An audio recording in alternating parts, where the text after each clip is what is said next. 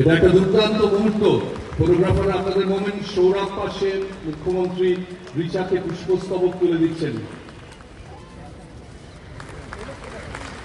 এটাও অনেকটা দুর্ধর্ষ ফটোগ্রাফিক মোমেন্ট।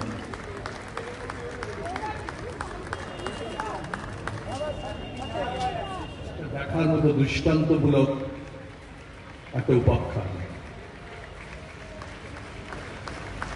এরাই কিন্তু রিচা ক্রিস্টাল সৌরভের তরফ থেকে মাননীয় মুখ্যমন্ত্রী ঝুলন সবাই আছেন, সবাই একসঙ্গে যদি আশেপাশে দাঁড়ানো দারুণ গ্রুপ ছবি হতে পারে।